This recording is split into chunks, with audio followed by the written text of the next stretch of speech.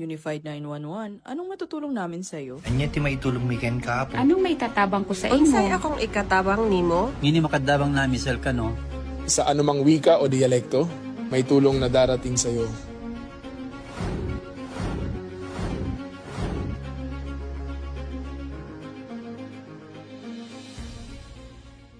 Lilingkod sa bawat Pilipino at magbibigay ng tamang impormasyon para sa tahimik at maayos na Pilipinas. Police News Network, alagad ng batas, tagapagtaguyod ng balitang pulis, sandigan ng mamamayan, patnubay ng katotohanan. La Campo Crame, maghahatid ng pinakahuling kaganapan at nagbabagang balita. Ito ang PNN Police News Network. At ngayon, ang inyong mga tagapagbalita. Magandang araw, Bagong Pilipinas. Ako ang inyong tagapagbalita, tagataguyod ng Balitang Pulis, NUP Loreto Bonifacio Concepcion. At ngayong araw ng Miyerkules, makakasama po nating muli bilang special guest co-host si Miss Ricky Abuel de la Peña, Miss Universe Philippines Lukban 2024 at Miss Philippine Youth Grand Winner 2019. Kamusta, Miss Ricky? Magandang umaga po, Sir Iton, at sa ating mga viewers. Huwag po nating kalimutan i-like, i-follow at i-subscribe ang page ng Philippine National Police, Police Community Affairs and Development Group, PCAG Tagapag-Ugnay at Police News Network. Kami po ay maghahatid sa inyo ng tamang balita, kwento ng pulis at serbisyo para sa mamamayan. At ito po ang PNP News Online. Ang pangunahing balita ng Police News Network, alagad ng batas, tagataguyod ng Balitang Pulis.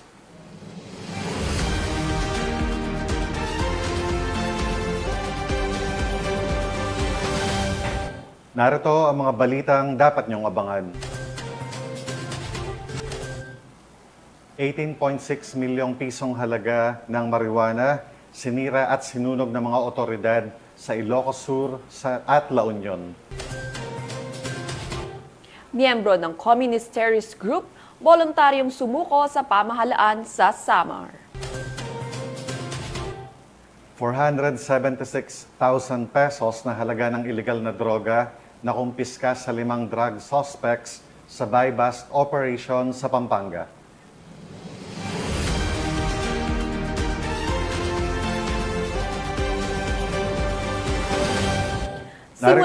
Narito ang mga balitang hatid ng ating PNN correspondents mula sa iba't ibang panig ng bansa.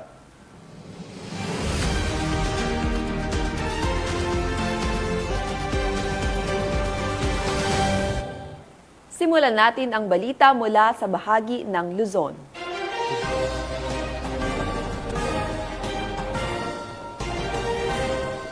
Sa patuloy na pinaigting na kampanya ng Philippine National Police kontra iligal na droga, aabot sa 18.6 milyong halaga ng marijuana ang sinira at sinunog ng mga otoridad sa Ilocos Sur.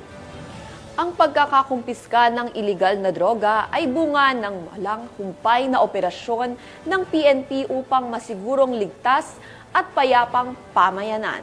Police Corporal Mark Anthony Pico, ibalita mo.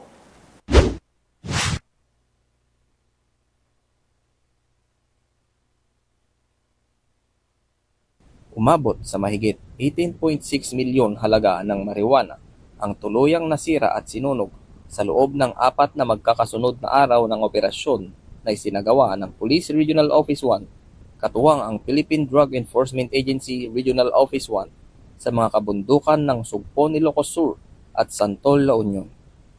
Sa kabuuan, 92,225 fully grown marijuana plants at 5,080 seedlings ang nabunot at sinunog batay sa Dangerous Drugs Board valuation na nagkakahalaga ng 18,648,200 pesos. Sinimulan ng malawakang marijuana eradication operations sa unang araw sa Barangay Likungan, Sugpon, Ilocos Sur at Sitio Manaba, Barangay Tabaday, Santol, La Union. Sa Sugpon, 5 taniman ang nadiskubre kung saan 18,500 fully grown marijuana plants at 1,250 seedlings na nagkakahalaga ng 3.75 milyon ang winasak. Samantala, 7 namang taniman sa Santol, La Union ang nadiskubre at sinunog na nagresulta sa pagkasira ng 11,300 fully grown plants at 2,830 seedlings na tinatayang nagkakahalaga ng 2.37 milyon. Nagpatuloy ang operasyon sa ikalawa at ikatlong araw sa parehong barangay sa Sugpon, kung saan natuklasan pa ang 4 na taniman na may 18,025 fully grown marijuana plants na nagkakahalaga ng 3.6 milyon. Sinundan ito ng isa pang operasyon sa parehong lugar kung saan sinunog ang 37,800 halaman na nagkakahalaga ng 7.56 milyon. Sa huling araw ng operasyon, 3 taniman pa ang nadiskubre sa barangay Likungat, kung saan sinunog ang 6,600 fully grown marijuana plants at 1,000 seedlings na may kabuuang halaga na 1.36 milyon. Bagamat walang naaresto sa 5 magkakasunod na operasyon, binigyang diin ng PRO1 ang pangunahing layunin ng kanilang pagkilos ay ang tuluyang pagsira sa pinagmumulan ng iligal na droga upang hindi na ito makarating pa sa pamilihan. Ang droga ay hindi lamang problema ng pulisya. Ito ay problema ng bawat tahanan, ayon sa pahayag ng PRO1. Ang pagkasira ng 18.6 milyon halaga ng marijuana ay malaking tagumpay, ngunit kailangan namin ang patuloy na suporta ng komunidad. Huwag matakot magsumbong. Ang inyong impormasyon ang nagdala sa amin sa mga liblib na taniman na ito. Magkaisa tayo upang tuluyang malinis ang ating rehiyon sa salot na droga ngayon at sa mga susunod pang henerasyon. Sa tagumpay na ito, nagpapatuloy na ang kapulisan ng Region 1 ay maaasahan, malalapitan at mapagkakatiwalaan. Mula dito sa Ilocos Region, ako ang inyong PNN correspondent, Police Corporal Mark Anthony Pico, alagad ng batas, tagataguyod ng Balitang Pulis. Maraming salamat, Police Corporal Pico. 476,000 pesos na halaga ng ipinagbabawal na gamot nasabat sa anti-illegal drug operation ng PNP Pampanga. Isang high-value individual at 4 na iba pa arestado. Yan ang balitang hatid ni Patrolwoman Lixen Reyes Saweran. Ang isang high-value individual at 4 na kasamahan sa matagumpay na isinagawang buy-bust operation ng mga operatiba ng Florida Blanca Municipal Police Station katuwang ang 302nd Regional Mobile Force Battalion 3 sa Purok 8 Barangay Bodega, Florida Blanca, Pampanga. Kinilala ni Police Colonel Eugene M. Marcelo, Provincial Director ng Pampanga Police Provincial Office, ang high-value individual na si alias Bukol, 32 anyos na lalaki, may asawa, at residente ng Barangay Santa Cruz, Lubao, Pampanga, at 4 na kasamahan na sina alias Jess, Ryan, Melvin at Maris. Ayon sa ulat, nakumpiska sa operasyon ang tinatayang 70 gramo ng hininalang shabu na may halagang 476,000 batay sa standard drug price, isang unit ng Colt caliber 45 pistol na may magazine at 4 na bala. Ang mga sospek ay nahaharap sa kasong paglabag sa Republic Act 9165 o Comprehensive Dangerous Drugs Act of 2002. Dinala sa Florida Blanca MPS ang mga ito at ang mga ebidensya para sa wastong dokumentasyon at disposisyon. Patuloy ang pinaigting na kampanya ng Pampanga PNP laban sa iligal na droga bilang patunay ng kanilang dedikasyon sa pagpapanatili ng kapayapaan, kaayusan at kaligtasan ng publiko. Mula dito sa Police Regional Office 3, ako ang inyong PNN correspondent, Patrolwoman Lixen Reyes A. Saweran, alagad ng batas, tagataguyod ng Balitang Pulis. Maraming salamat, Policewoman Saweran. Mahigit 2 milyong pisong halaga ng fully grown marijuana ang sinira at sinunog ng PNP Benguet matapos ang matagumpay na operasyon. Patrolwoman Melba Lambis sa balita. Tuloy na malawak ang kampanya kontra illegal na droga, tinatayang 2,640,000 pisong halaga ng fully grown marijuana plants ang nadiskubre ng operatiba sa sitio Tubtub at Lubang Mukno, Badeo, Kibungan, Benguet noong 27 ng Oktubre taong kasalukuyan. Ayon kay Police Colonel Lambert A. Suerte, Provincial Director ng Benguet Police Provincial Office, ang operasyon ay nasa katuparan sa pagtutulungan ng mga operatiba sa pangunguna ng Provincial Drug Enforcement Unit Provincial Intelligence Unit, Police Security and Protection Group at Benguet Police Provincial Office, katuwang ang matauhan ng 2nd Benguet Provincial Mobile Force Company, Kibungan Municipal Police Station at Philippine Drug Enforcement Agency Cordillera. Ang operasyon ay nagresulta sa pagkadiskubre ng 2 plantasyon ng marijuana na may kabuuang lawak na 1,650 square meters at may nakatanim na 13,200 piraso ng fully-grown marijuana plants na tinatayang nagkakahalaga ng 2,640,000 piso. Bagamat walang nahuling cultivator, lahat ng nadiskubreng marijuana ay naidokumento at sinunog sa mismong lugar, habang ang sapat na sample ay dinala upang isumiti sa Regional Forensic Unit Cordillera para sa qualitative test. Ang pagpuksang ito ng kapulisan ay patuloy na pagsuporta sa kasalukuyang administrasyon na naglalayong maging illegal drug-free ang ating bansa tungo sa mas progresibong bagong Pilipinas. Mula dito sa Rehiyon Cordillera, ako ang inyong PNN Correspondent Patrolwoman Melba Langbis, alagad ng batas, tagataguyod ng Balitang Pulis. Maraming salamat sa iyo, Patrolwoman Langbis. Matapos ang isang buy-bust operation, arestado ang isang drug suspect sa mga miyembro ng Antipolo City PNP. 136,000 pesos na halaga ng shabu kumpiskado. Magbabalita riyan si Patrolwoman Priscel May Urbano. Ito ang isang lalaki sa isinagawang buy-bust operation ng mga tauhan ng City Drug Enforcement Team ng Antipolo Component City Police Station matapos mahulihan ng hinihinalang shabu nito lamang ka-27 ng Oktubre taong kasalukuyan. Kinilala ng mga otoridad ang suspect na si alias Pre, residente ng Bagumbayan, Teresa, Rizal. Nasamsam mula sa suspect ang 3 piraso ng heat-sealed transparent plastic sachet na naglalaman ng humigit kumulang 20 gramo ng hinihinalang shabu na nagkakahalaga ng 136,000 pesos. Isang 500 peso bill na ginamit bilang buy-bust money at isang coin purse. Kasalukuyang nasa kustodiya ng Antipolo Component City Police Station ang suspect at nakatagdang isa ilalim sa inquest proceeding para sa paglabag ng Republic Act 9165 o ang Comprehensive Dangerous Drugs Act of 2002. Sa isang pahayag, binigyang diin ni Police Colonel Feliteo A. Gonzalgo, Provincial Director ng Rizal Police Provincial Office, na patuloy ang kanilang maigting na kampanya laban sa iligal na droga upang matiyak ang isang ligtas at maayos na komunidad para sa lahat ng mamamayan ng Rizal. Mula dito sa PRO Calabarzon, ako ang inyong Police News Network Correspondent, Patrolwoman Priscel May Urbano, alagad ng batas, tagataguyod ng Balitang Pulis.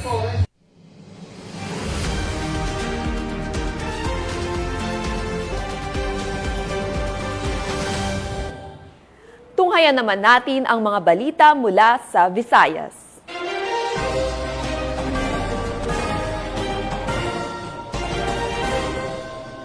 Upang mapanatili ang kaayusan at kapayapaan sa nalalapit na Undas 2025 sa Cebu City, Nakahanda na ang Cebu City PNP sa pagpaigting ng seguridad, katuwang ang lokal na pamahalaan upang mapanatili ang kaligtasan ng bawat mamamayan sa paggunita ng Undas sa Cebu. Nakatutok dyan si Patrolwoman Judith Nicanor.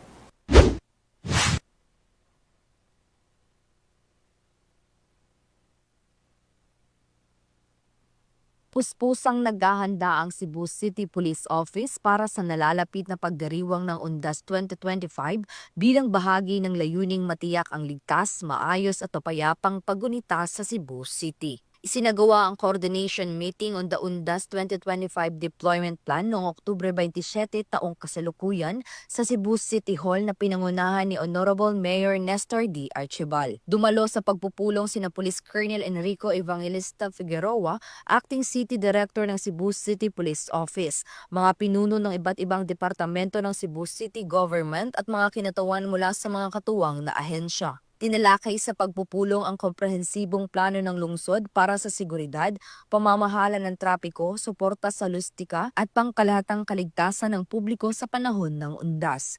Binibigyang diin ng naturang plano ang kahalagahan ng maayos na crowd control, tamang deployment ng mga pulis at traffic personnel, availability ng mga kagamitang lohistikal at kahandaan ng mga emergency response units sa mga sementeryo, terminal at iba pang lugar na dinadagsan ng publiko. Hinimok din ng CCPO ang publiko na makipagtulungan sa mga otoridad, maging mapagmatsyag at sumunod sa mga lokal na ordonansa upang masiguro ang mapayapa at ligtas na paggunita ng Undas 2025. Mula dito sa Cebu City, ako ang iyong Police News Network Correspondent, Patrolwoman Judith Nicanor, alagad ng batas, tagataguyod ng Balitang Pulis. Maraming salamat sa iyo, Patrolwoman Nicanor.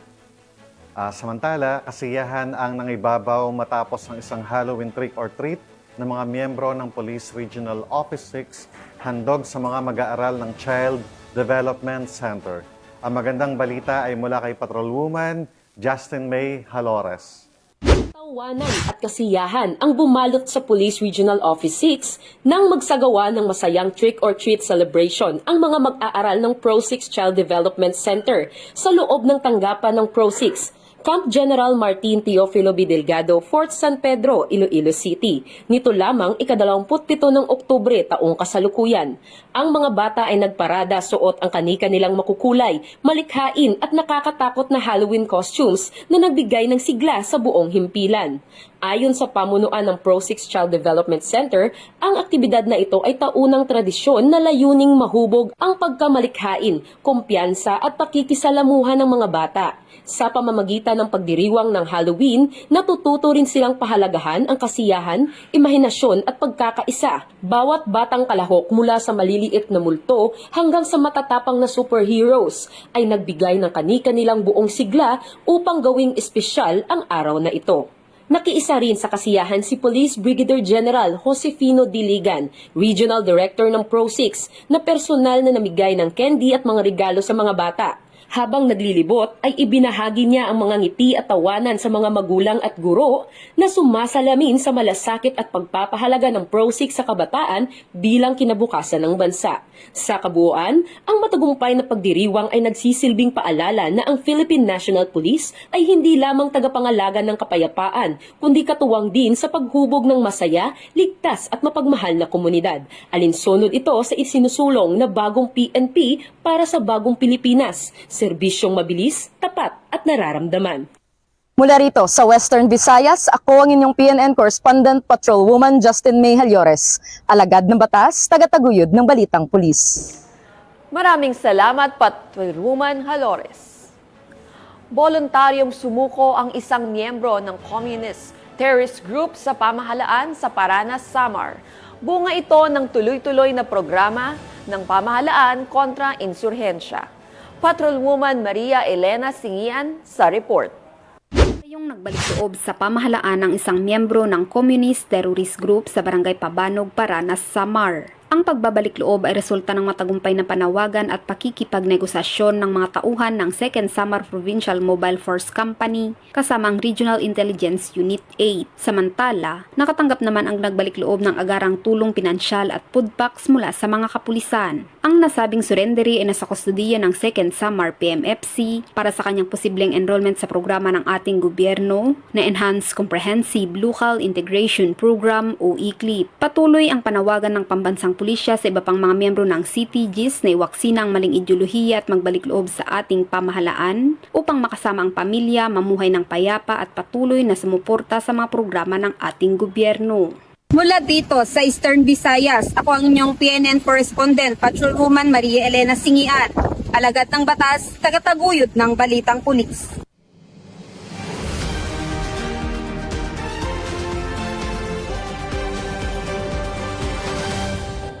Narito naman ang mga balita mula sa bahagi ng Mindanao.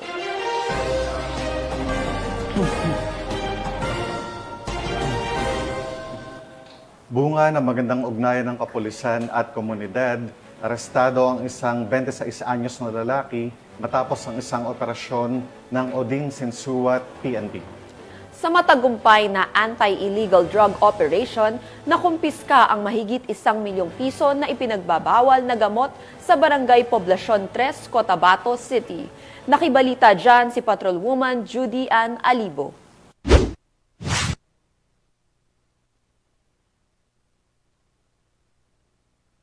Nasamsam ang 1,156,000 pesos halaga ng iligal na droga mula sa isang high-value individual sa isinagawang operasyon ng Dato Udin Sinsuat PNP sa Barangay Poblacion 3, Cotabato City, nito lamang 27 ng Oktubre taong kasalukuyan. Kinilala ni Police Lieutenant Colonel Ismail Madin, hepe ng 2 MPS, ang suspect na si alias Dats, 26 anyos na residente ng Poblacion 2, Cotabato City. Naging matagumpay ang pagkakaresto sa suspect dahil sa pinagsanib puwersa ng mga operatiba ng Cotabato City PNP at Maguindanao del Norte PPO. Nakuha mula sa suspect ang isang Honda Click na sasakyan, 3 jumbo at isang medium-sized plastic sachet na pinaniniwala ang shabu na may timbang na 170 gramo at nagkakalagang 1,156,000 pesos, 400,000 pesos budol money, 1,000 pesos bilang buy-bust money at isang cellphone. Napag-alaman din, nakakalaya lamang ng suspect matapos masakote ng Region 12 matapos mahulihan rin ng mga iligal na droga. Ang mga nakumpiskang ebidensya ay kasalukuyang nasa kustodiya na ng naturang stasyon kasama ang suspect at nahaharap sa kasong paglabag sa Republic Act 9165 o ang Comprehensive Dangerous Drugs Act of 2002. Ang tagumpay ng operasyong ito ay bilang bahagi ng pinaigting na kampanya ng PNP laban sa iligal na droga, partikular sa pagtutok sa mga target na personalidad na sangkot sa mga iligal na aktibidad upang mapanatilang isang ligtas at mapayapang Bangsamoro. Mula rito sa riyon ng Bangsamoro, ako ang inyong PNN correspondent, Patrolwoman Judy Ann Alibo, alagad ng batas, tagataguyod ng Balitang Pulis. Maraming salamat, Patrolwoman Alibo. 38 anyos na drug suspect arestado sa buy-bust operation ng mga miyembro ng Buena Vista PNP. Patrolwoman Jacqueline Cabiles, magbabalita. Ang isang street-level individual sa isinagawang buy-bust operation ng mga operatiba ng Buena Vista Municipal Police Station sa pakikipag-ugnayan sa PDEA 13, kung saan nasamsam ang hininalang shabu sa Purok 2, Barangay Matabao, Buena Vista, Agusan del Norte. Ayon kay Police Colonel April Mark C. Yang, Provincial Director ng Agusan del Norte Police Provincial Office, nakilala ang suspect bilang si alias Kim, 38 taong gulang, lalaki, walang trabaho at residente ng nasabing lugar. Nakumpiska mula sa kanya ang hinihinalang shabu na nakalagay sa heat seal transparent plastic sachet at isang cellphone. Kasalukuyang nasa kustudiya ng Buena Vista MPS ang suspect at maharap sa kasong paglabag sa Republic Act 9165 o ang Comprehensive Dangerous Drugs Act of 2002. Ayon kay Police Colonel Yang, ang pagkakaresto sa suspect at pagkakakumpiska ng mga pinagbabawal na droga ay bunga ng walang humpay na pagsisikap ng kapulisan ng Agusan del Norte upang sugpuin ang paggamit at pagbebenta ng ilegal na droga. Mula dito sa Police Regional Office 13, ako ang inyong PNN correspondent, Patrolwoman Jacqueline Cabiles, alagad ng batas, tagataguyod ng Balitang Pulis. Maraming salamat, Policewoman Cabiles. At yan ang mga balitang nakalap ng ating PNN correspondents mula Luzon, Visayas at Mindanao. At bago tayo magtapos, nais ko pong muli magpasalamat sa ating mga masusugid na manonood ng Police News Network at syempre pa sa ating special guest co-host this morning na walang iba kundi si Ms. Ricky Abuel de la Peña. Maraming salamat sa pagpapaunlak ng aming imbitasyon, Ms. Ricky, bilang special guest co-host ng programang ito. Baka may nais kang i-promote or ipaalam sa ating mga nanonood na advocacy or upcoming event, Ms. Ricky? Iniimbitahan ko po kayo manood ng aming fashion show for a cause this coming November 16. I-visit nyo lang po ang page ng Manila Fashion Runway. Pinapasalamatan at binabati ko rin po si Acting Chief PNP Police Lieutenant General Jose Melencio Nartates Jr., Police Major General Roderick Augustus Alba, the Director for Police Community Relations. PKG Command Group na pinamumunuan ni Police Brigadier General Marvin Joe Saro, Police Colonel Joel Serrano, Police Colonel Adonis Guzman, Police Colonel Joel Ada, at sa lahat ng Personnel and Police Community Affairs and Development Group, at sa lahat ng magigiting na pulis sa buong bansa. Maraming salamat po sa inyong serbisyo para sa isang ligtas na pamayanan. At mga ka-PNN, 57 days na lang at Pasko na.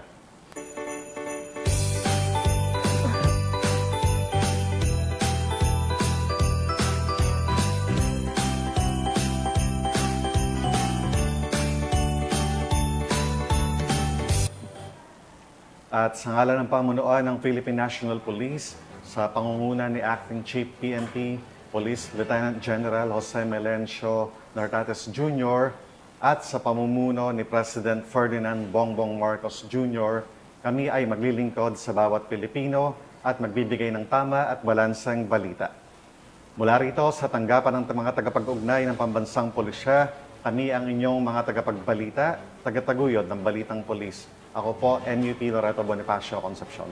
At ako naman po si Miss Ricky Abuel de la Peña, your Miss Universe Philippines Tukban 2024 and Miss Philippine Youth Grand Winner 2019. Maghahatid ng tamang balita, kwento ng pulis at serbisyo para sa mamamayan. At ito po ang PNP News Online. At ito ang bagong PNP para sa bagong Pilipinas, serbisyong mabilis, tapat at nararamdaman.